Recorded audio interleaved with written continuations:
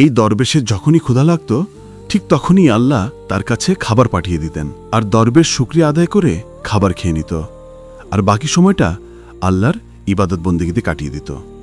একদিন ঘুম থেকে উঠে দেখে যে তার পাশে খাবার নেই। তখন সে হয়রান হয়ে যায় ক্ষুধার জ্বালায়।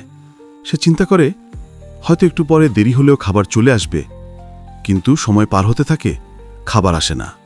ক্ষুধায় দরবেশের ধৈর্য ভেঙে যায়, তাই সে খাবার খোঁজার জন্য বেরিয়ে পড়ে।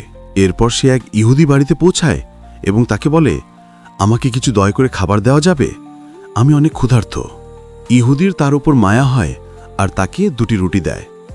সে যখন ফিরে যাচ্ছিল, ওই ইহুদির বাড়ির কুকুরটি তার পিছনে আর জোরে জোরে ঘেউ ঘেউ করতে থাকে। দরবেশ কুকুরের দিকে একটি রুটি ছুঁড়ে দেয়।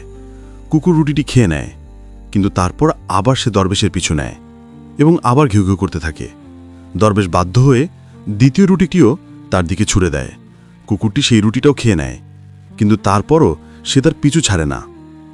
দরবেশ রাগান্বিত হয়ে বলে, এই বেশরম কুকুর, তোর মালিকের ঘর থেকে আমি 2টা রুটি পেয়েছি, 2টাই তোকে দিয়ে দিয়েছি, তারপরে তুই কেন আমার পিছু ছাড়ছিস না?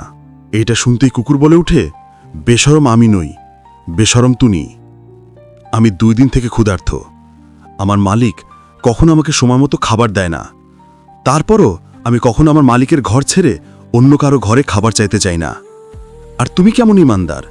তুমি একদিন খাবার পাওনি আর অন্য কারো ঘরে খাবার চাওয়ার জন্য চলে গেছো। এই কথা শুনে দরবেশের হৃদয় কেঁপে ওঠে। আসলেই তো, সে একবেলা খাবার পায়নি, তাই সে তার আল্লাহর উপর ভরসা হারিয়ে ফেলেছে।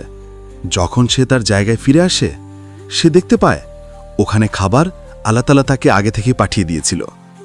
ভিডিওটি ভালো লাগলে লাইক অ্যান্ড সাবস্ক্রাইব করে দিও প্লিজ।